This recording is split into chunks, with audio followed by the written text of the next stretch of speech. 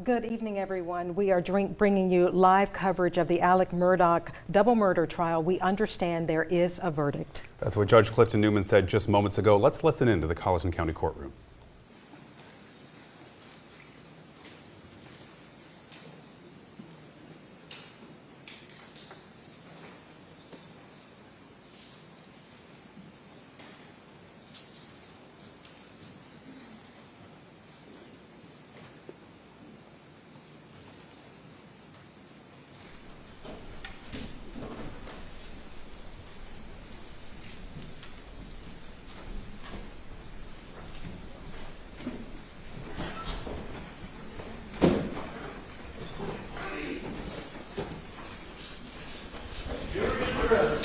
Thank you. Madam Forlady, if you'll stand for me.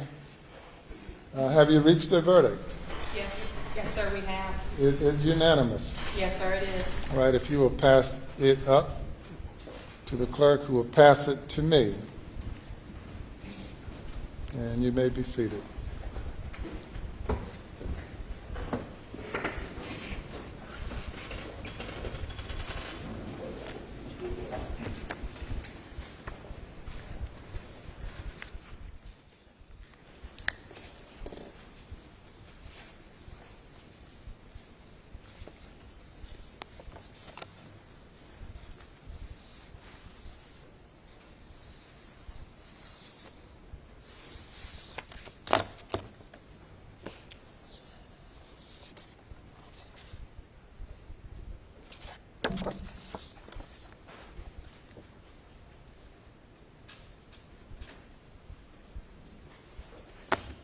The defendant will rise.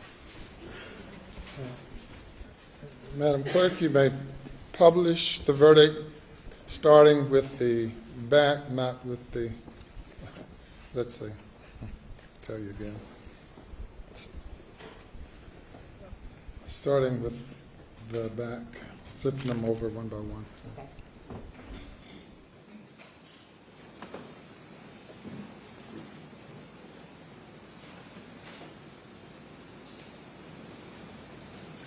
State of South Carolina versus.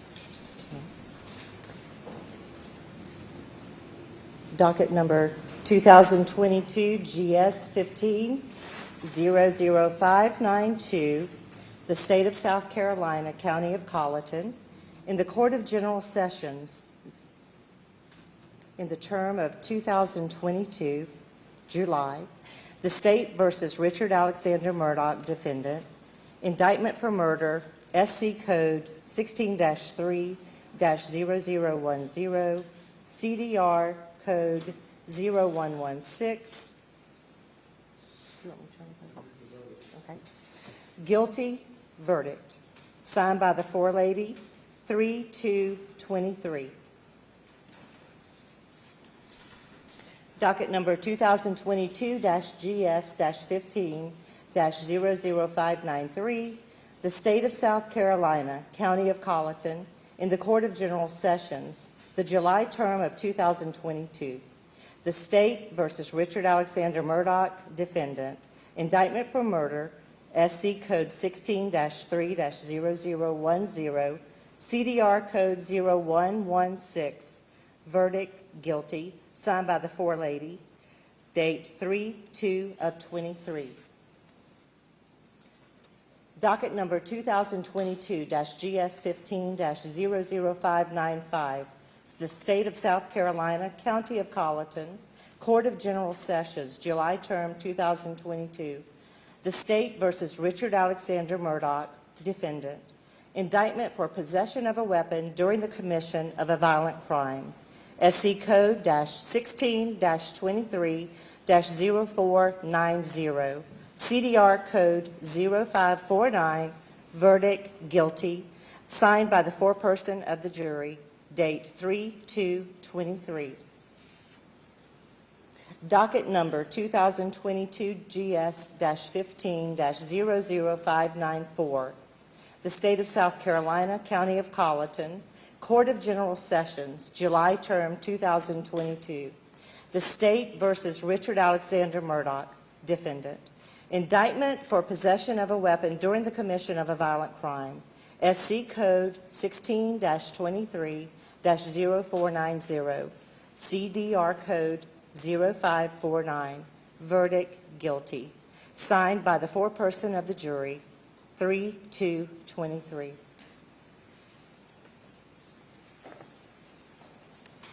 Thank you. Madam Forelady and members of the jury, if that is the verdict of each and every juror, please let it be known by raising your right hands. All right, thank you. Any individual polling requested? We do, Your Honor. Madam Clerk, you'll need to individually poll the jury according to their juror numbers. Number 193. Was this your verdict? Yes, sir. Is it still your verdict? Yes. Juror 254. Yes. Is this your verdict? Yes. Is it still your verdict? Yes. Juror 326. Was this your verdict? Yes. Is it still your verdict? Yes. Juror 530. Was this your verdict? Yes. Is this your verdict? Yes. Juror 544. Yes. Was this your verdict? Yes. Is it still your verdict? Yes. Juror 572. Was this your verdict? Yes. Is it still your verdict? Yes. Juror 578. Was this your verdict? Yes. Is it still your verdict? Yes. Juror 589. Was this your verdict? Is it still your verdict? Yes. Juror 630. Was this your verdict? Yes. Is it still your verdict? Yes. Juror 729. Was this your verdict? Yes. Is it still your verdict? Yes. Juror 826. Was this your verdict? Yes. Is it still your verdict? Yes. Juror 864. Was this your verdict? Yes. Is it still your verdict? Yes. Your Honor, the jury has been polled. Thank you. The jury has been polled, and the verdict is a unanimous verdict. If you will bring the alternate juror out and have her have a seat in the audience, please.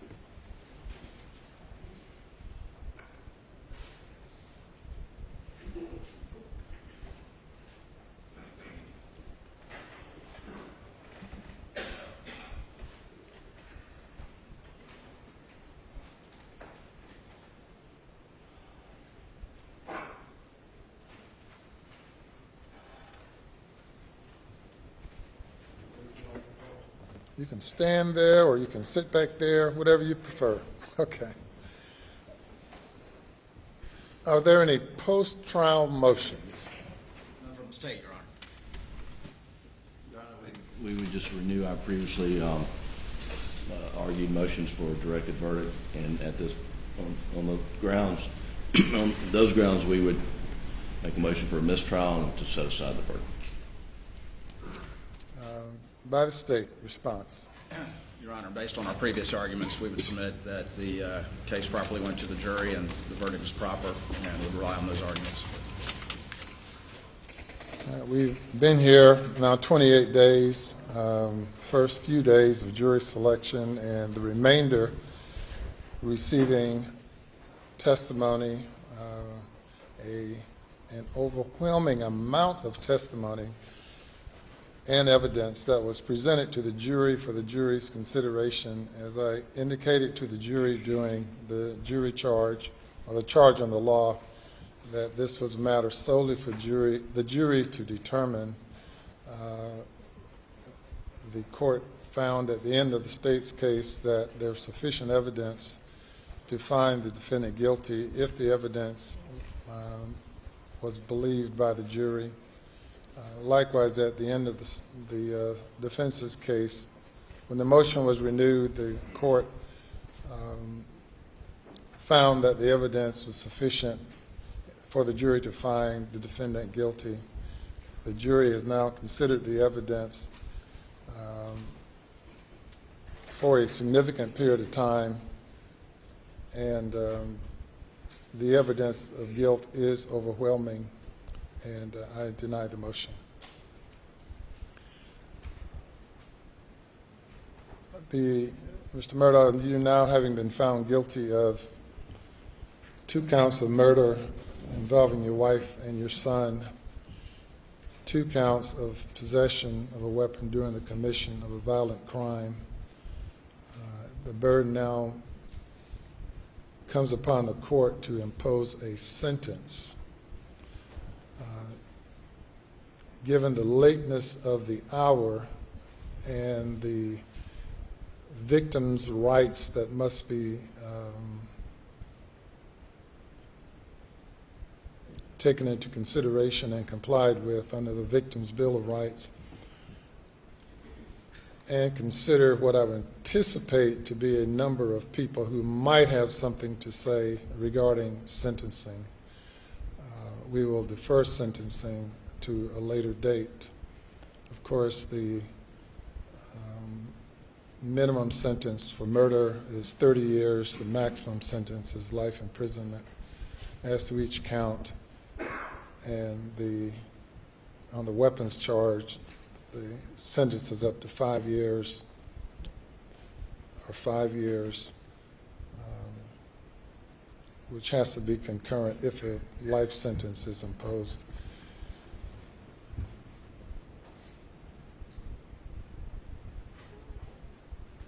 When would you all like to reconvene for sentencing? I would like to give everyone an adequate opportunity to prepare for it. State will be ready at 9:30 in the morning, Your Honor.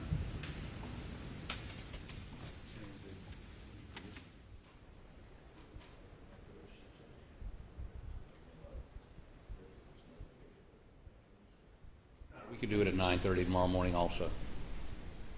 All right. The defendant is remanded to the custody of the Colleton County Sheriff's Department.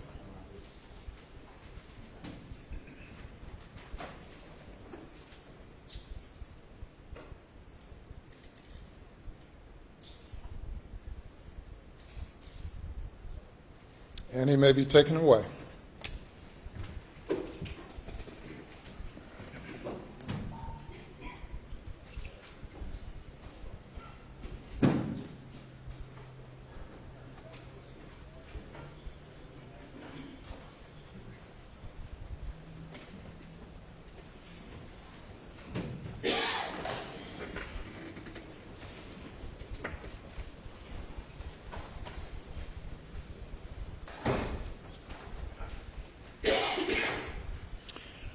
Madam Floor Lady and members of the jury, I want to thank you on behalf of the citizens of the state of South Carolina and your fellow citizens of Colleton County.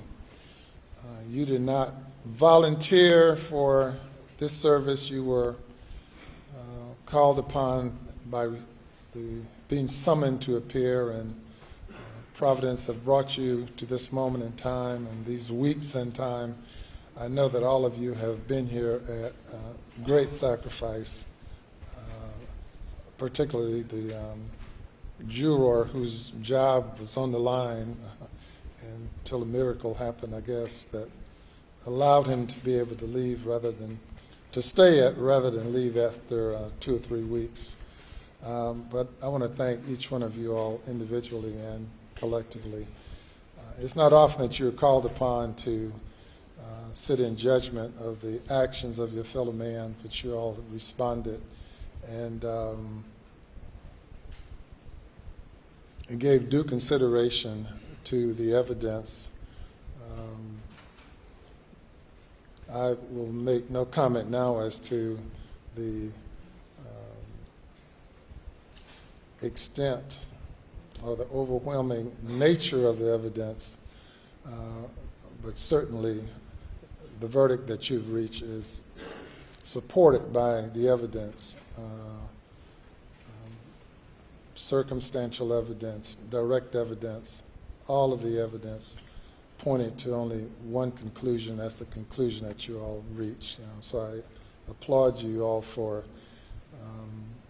as a group and as a unit and individually, evaluating the evidence and coming to a proper conclusion as you saw the law, as you saw the facts. Now that you've served for the next year, you're not eligible to serve again. Now, of course, many people never get called upon, but you're not eligible for the next year, and for 2 additional years, you can be exempted from service because no person is required to serve on jury duty in this court more often than once every 3 years. Tomorrow morning at 9:30, we will reconvene for sentencing. You all have no role in that because that's solely up to the judge, to me. You're welcome to come back if you want to and be a part of the audience if you like. I also want to thank the alternate juror who was locked away in a room by herself for these hours,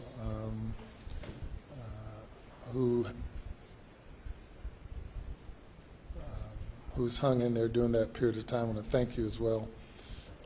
Madam Clerk, what do you have to tell your jurors? Thank you for your service and what the judge said as well. And I think we can release them tonight and bring them back in the morning. No, they're off jury duty. They can come back if they like. And you don't have to if you don't want to. Typically, I've seen jurors. And with that, Alex Murdaugh found guilty of all charges in the murders of his wife and son by a jury of his peers in Colleton County Court tonight. Coming on the air just after 7 o'clock tonight, after really only a few hours of deliberation. Yes, deliberations began just before 4 o'clock this afternoon. So after 28 days, Alex Murdaugh has been found guilty for the murders of his wife Maggie and his son Paul, and also a guilty verdict for a weapons charge. So we're looking ahead to the morning hours at 9:30. That's where everyone on the both legal teams will report back to the Colleton County Courthouse where the sentencing will take place. Judge Clifton Newman saying tonight that he really wanted to make sure the victim's Bill of Rights was honored. There may be some victim impact statements that are taking place in the morning, and that will factor in to the sentence that he receives. He's facing life in prison. And Judge Newman did deny during this last session a motion by the defense motion for a mistrial. The judge denied that, saying that the evidence is overwhelming. We want to get back to outside our broadcast area outside of the Colleton County Courthouse tonight. We have Attorney Sean Kent with us tonight.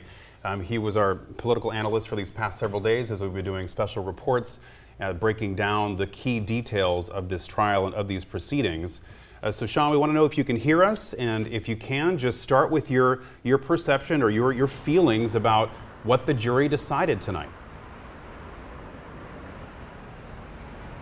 Thank you so much for having me. I appreciate it. Quick verdicts usually mean guilty. I think the jury, the evidence was absolutely overwhelming. I just don't think they were able to get past that kennel video, that he was the last person to see his wife and child alive.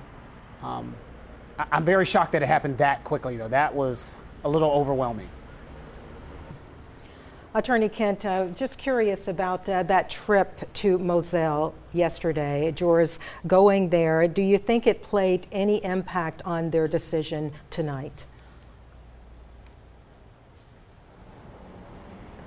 You want to say yes, but with a verdict that quick, it's almost as if the jury had made up their mind after hearing the state's case. So I don't even want to say that it played that much in their mind. I think it might have reinforced beliefs that they've already had after hearing the state's case. I think it might just reinforce the fact that they were overwhelmingly convinced. I can't stress how much and how important it is in a 6.5-week trial to have a verdict in a couple of hours. That jury was well convinced of his guilt. Well, and this may be the first high-profile trial that many folks watching at home right now have followed this closely. So I wonder if you would also break down the judge's comments after the verdict was read. He was essentially affirming the decision they made and telling the court that he believed that there was overwhelming evidence. Is that a typical thing for a judge to do in this scenario? Believe it or not, I think it is. I've known Judge Newman for 2 decades. He is very even-keeled. He will not tip his hat one way or the other. And that's to make sure the defendant gets an absolutely fair trial. But after the jury has spoken, that's a judge basically saying, I agree with this jury. I agree with the judicial system. It worked in this unique situation, and this man was guilty. So it's not rare, but it's him basically sending a nod to the jury that you did the right thing. I was watching the case that you guys were watching, and I agree with your verdict. We saw throughout the trial moments where Alex Murdaugh teared up tonight as the verdict was read. What did you make of his demeanor?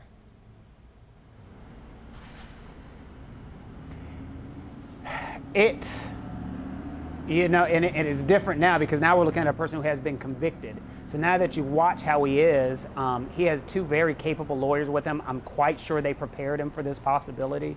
I'm quite sure they told him to be very measured in his responses. I will be very shocked if they allow him to speak tomorrow. Given the fact that they allowed him to speak 4 other times when he gave statements, but I'd be very shocked they allow him to speak tomorrow. So the emotion and the tears was necessary because he probably won't say a lot tomorrow during sentencing. Well, and speaking of the impact statements that we do expect to hear tomorrow, I'm wondering who that might be. It seemed like several members of the Murdaugh family were in Alex's corner. So might they get up and say tomorrow, hey, you made a mistake? That's what I thought was weird. I'd be shocked if Judge Newman gives him anything less than life. I'd be very confused on who they allow to speak in the impact statements. What'll be very interesting if they allow the victims of the financial crimes to speak, because if they let them speak, that could also go far towards potential appellate issues. Because you said it exactly right. The victims are him and Buster. They're the families who are left, and they're supporting each other. I'm wondering also about the potential for an appeal. What are your thoughts? I think it's good. South Carolina is pretty clear, and anybody who's watched the trial know that the defense team was very angry and agitated, if you will, for allowing in the evidence of the financial crimes. The reason they were so upset about allowing in the evidence of the financial crimes is it can definitely get the jury thinking to the point he is a bad person, and because he is a bad person, he has the propensity to commit this crime. And that is generally not allowable. They say they're using it for motive testimony, but motive's not an element of a crime. So I think that's a strong appellate issue, and a lot of lawyers who I've talked to are interested to see that. I think the financial crimes went too far. And so tomorrow we're going to hear some victim impact statements, obviously, but what can you tell us about what the court will consider when they do determine what sentence he deserves? Obviously, he's facing life in prison. Knowing Judge Newman, he will listen to the prosecutor, and don't forget, he's heard this case for 6.5 weeks, so he knows the case better than anybody. And he's got to dance a delicate line to make sure he doesn't say things like, I'm making a decision based upon all the lives that you have hurt with the financial issues, because he's still not guilty technically of those financial issues. So what he's got to say is, you took 2 lives, and not that you're accused of it, you've taken 2 lives. This was potentially a death penalty case. And so that's what he's going to concern himself with. So yes, he'll listen to the impact statement, maybe some family members that we haven't heard, but I'm hoping he won't necessarily listen to financial information, because I think that'd be misplaced. And speaking of the financial, part of his accusations, I mean, some of those cases have been settled when we talk about, the boat crash victims, but all these financial crimes that have yet to be adjudicated, what can you tell our audience about sort of the timeline for that? And now that he's been convicted of murder, what happens to those cases? Well, they're still out there.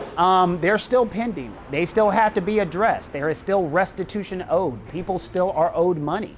And so what they're going to be careful about doing is, you don't want those cases just to disappear, because as we mentioned, Alex does have appeal issues. So he has appellate rights. And he could win his murder case on appeal, and you don't want him to win his appellate issues on appeal, and then all of a sudden, he's out on the murder cases and they threw out the financial cases. So those financial cases will still be taking place. He may choose to plead guilty to them. There's a lot of potential there. Attorney Kent, I'm curious about the fact that Judge Newman said to the jurors, you are welcome to come back tomorrow morning for sentencing. Is that typical in murder trials? It is, and I like when judges do that, when they say you can come, because here's what would normally happen. Normally sentencing would happen right now. We're very quick. He is sentenced, the judge would sentence right then and there, and so the jury could watch. And so normally he would say, if you guys want to come out and watch what I do, come on. The reason they like to do that is because it's kind of unfair to a jury. You make them sit there for 6.5 weeks and all of a sudden say, we're not going to tell you what happened, read it in the paper. So this is Judge Newman saying, you did the system. You made our jury system work, so we want you to be a part of it and watch what happens to this guy. Well, and what are the jury's options sort of going forward? I know their identities were kept a secret. That was to preserve, their safety and the integrity of this case. Now they presumably come forward and share their deeper thoughts about this case. Is that what they're allowed to do? Their jury service is over. You cannot stop them from talking. You can't stop them from writing books. You can't stop them from getting on Netflix. Their jury service is over. They can do absolutely anything they want to do right now. We want to thank you for joining us this evening as a verdict has been reached in the Alex Murdaugh double murder trial. We want to give you, if you're just joining us, a quick indication of what happened. For about 2.5 hours, the jury deliberated and came back with a verdict just after 7 o'clock tonight. Alex Murdaugh found guilty of murdering his wife, Maggie, and his son, Paul. WSAV's Andrew Davis has been in the courtroom for us for the entire 28 days of these proceedings. He is joining us now live from outside the courthouse with his thoughts tonight. Andrew. Well, it was an absolute surreal situation. My thought was to sit next to Sean initially as we were talking to say, well, maybe I should be out here, but instead to be in that courtroom and the hush that came over the courtroom. The moment the jury walked in, they had stone faces the entire time, not selling anything that they may have from there.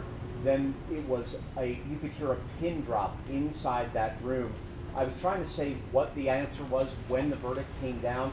Shell shock is the best word that I've come up with. I don't think anybody believed, A, it would be this quick, but B, that it would be that verdict, especially in this mode. I know usually if they come back that quickly, it is going to be a guilty mode, which I'm sure Sean has told you previously before. But to hear the audience, they said there would be no cheering, there would be no statement in there. But this audience didn't even seem to smile at any point in time, which it was predominantly true crime enthusiasts who would have stayed here to try to be at this verdict. They did not smile. I think they felt just as badly for everybody in that room, including Alec, including the family. You look over, Buster Murdaugh was stone-faced during this entire trial, everything that went on. Very rarely did he show any emotion. Here, he once again kept his hand on his face. You could see that he was broken inside, and he did begin to tear up. I never saw if it went all the way to a full cry at that point. His sister, Alex's sister Lynn, was there. She immediately almost mouthed agape when the verdict came down. She and her husband both had tears in their eyes while they were there. Brooklyn, Buster's girlfriend at that point, just put her head down. Alec did not move the entire time. I'm sure you guys had a better look from the cameras that were there, but from behind it was clear that they were upset, they were shocked, and they never thought it was going to come this quickly. You look at a situation where, Sean was talking about the sentence and how quickly it was. The moment that goes in my mind immediately is the moment that the bailiff put the handcuffs on him, took them from behind and put him on them. I was in Paul Murdaugh's case when they didn't do that. I've been in so many situations where they said they don't want to put handcuffs on Alec in that case because they don't want to taint any jury there. But in this case, he was convicted. They put the handcuffs on him and took him out of the room. It was truly a surreal kind of moment to see that as it happened, because it's been something that a lot of people didn't expect. A lot of people didn't necessarily believe would ever happen at any point in time, and it did. That Alex Murdaugh was convicted in this case on all 4 counts. It's just, yeah, I mean, Sean, I'm still in this. We all sat there as a media group. We've been here 28 days in that courtroom. And for 3 hours for them to walk back out and say, we have a verdict. The statement came to us and said, well, they're talking about getting them dinner. And the jury came back and said, well, actually, you can wait because we might only have 10 or 15 minutes. We talked about that. Yeah. That's when the jury makes the decision. Incredible statement to me to do this. And I know you've, I'm not going to try to go back too much because I'm sure you went through it. But that moment of immediately when the jury comes back and that quickly, you had a feeling what it was. Looking at those jury members walk into the courtroom, you could see the pain on their faces to have to do it. But at the same point, they knew it was the right decision too. And I say it's overwhelming because that is, when we were sitting here talking earlier, quick verdicts mean guilty. They just do. Sometimes there are exceptions, but in this case, I think nobody thought there was going to be a not guilty. We thought there was a chance that because of the overwhelming amount of evidence, there was a chance of a hung jury. Maybe 2 or 3 jurors couldn't vote, but that is repudiation. They flat out made a decision. They said this evidence is overwhelming. We're making our decision right now. It really is interesting because we talked about there were no guns specific to this case. There was a lot of possible evidence and a lot of theory and a lot of the statements of you are a liar. And I think the lies played so huge into this, and that's why, as we've spoken, the prosecutors worked so hard to get those financial crimes in this case. And I still don't think they're necessary. It's usually the simplest answer is the most honest answer. And when juries come back quick, they came up with a simple decision. You were the last person to see these people alive, and you lied about it. You know who lies at crime scenes? People who are trying to cover stuff up. And they kept it that simple, I believe. I don't think it was the financial crimes. I think that made their decision easier. That kennel video was overwhelming. The kennel video, I think, might have been the key. You're absolutely right. You just can't get past it. I mean, 5 minutes to the murder and not admitting it to anybody. I think when you look at the people, Mark Ball and Ronnie Crosby, to me, may have been the biggest ones to come back on redirect. Mark Ball and Ronnie Crosby, his law partners, came back on redirect, and immediately they reaffirmed the fact that he never told them the truth at any point. And you can see they said it out loud, and it wasn't, he stole money from us, so we're upset about this. It was, we're telling you the truth right now, and we still can't believe that he didn't do it. I think yesterday I made a comment to you, the strongest thing that Ronnie Crosby said and noted to that jury is, I've seen him in front of juries. I've seen him get emotionally naturally. I think he's doing it again. I thought that was really powerful stuff. It was a 3-hour verdict. Is like, you can tell I'm a little bit. Yeah, that was we quick. all are. That's very quick. I mean, the entire media corps. There were people in the media corps saying, "I feel ill." Yeah, because we never expected it, and also it's been so long, and it's been this moment. We thought you'd have time to prepare for it, or some sense. But for them to come back as quickly as they did, when everybody's preparing for, well, let's come back tomorrow, maybe Saturday, maybe beyond that. From 3-hour verdict, where does that rank on your list of murder trials to get a verdict quite that quickly? It's up there as one of the quickest because we were doing our Facebook Live and all of a sudden we're starting to see people running around us. I'm just like, there's a verdict. And it was just too much. But for a 6.5-week trial of this magnitude all over the country, it's one of the quickest. Absolutely. I know, Tina and Ben, you've got some more to say too to both of us here. We can certainly. Sure. Well, welcome to Ben and Tina, who've been helping me out because I'm sorry I got stuck in the courtroom to do it, but to be there and to see it, I think was so important for a lot of people. Well, Andrew, I do have one question. You talked about the Murdaugh family and their reaction once the verdict was read. I'm wondering about Maggie Murdaugh's family. Her sister, of course, took the stand during the trial. Were they in the courtroom as that verdict was read? And what was the reaction, if you were able to see? They did not step in this courtroom the entire time, other than Marion Proctor, who did actually take the stand. At no point in time did they take to stand here, to stand next to Alec, to stand with him, to stand against him. They have taken a complete hands-off censure.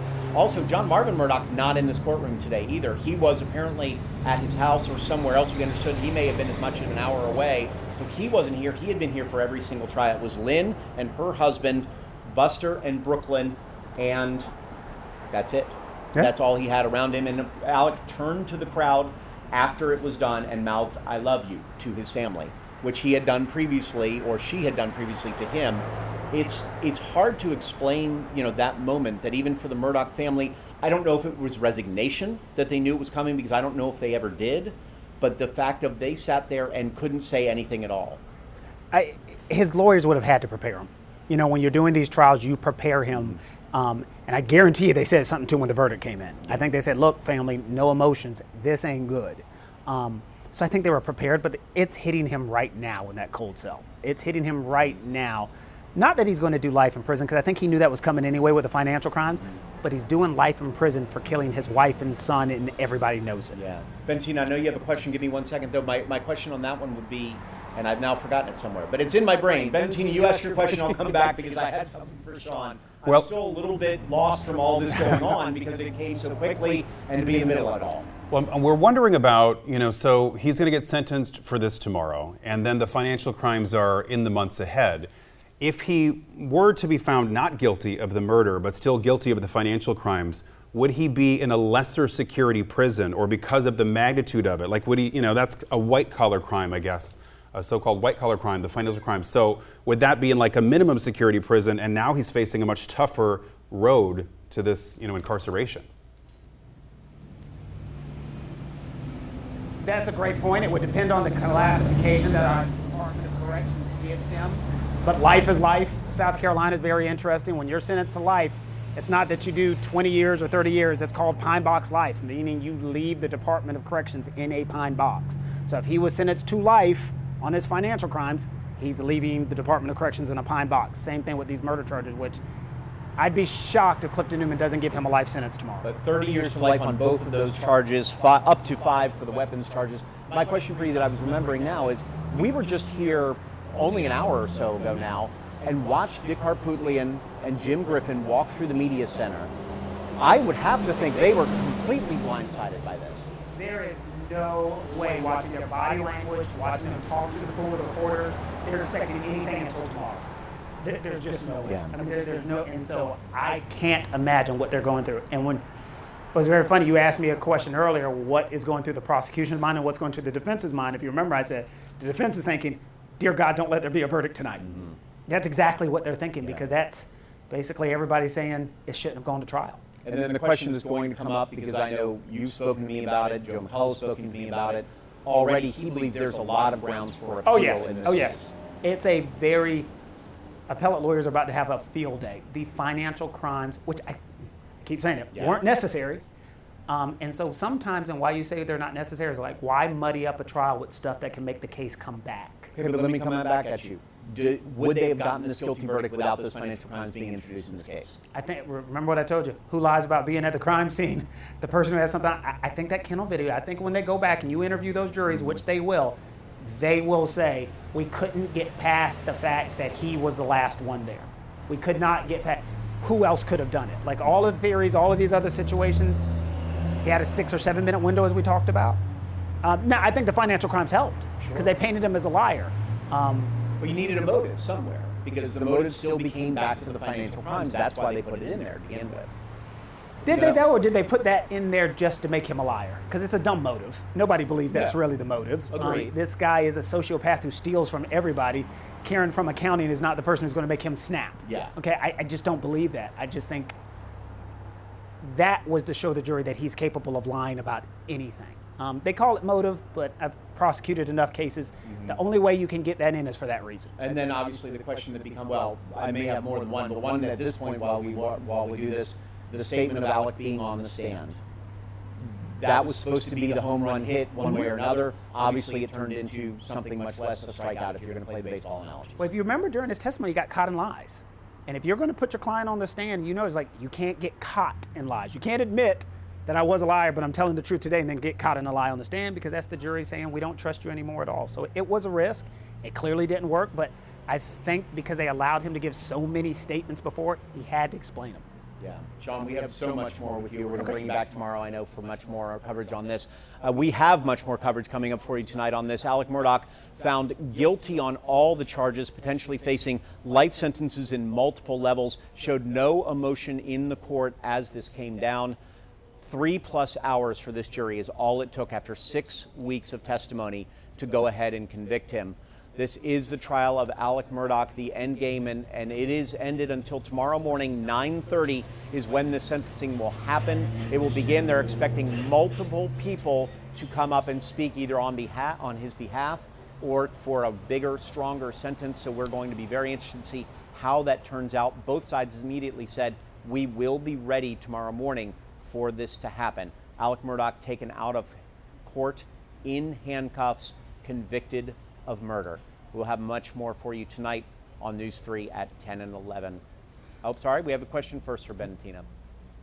Well, I think we're good now, Andrew. We want to thank you for your in-depth coverage of this murder trial. Also, we thank Attorney Kent and McCullough as well for being with WSAV throughout the trial, 28 days, and we've reached the end game. That will wrap up our special report at this hour. We're going to send you back to Jeopardy in progress.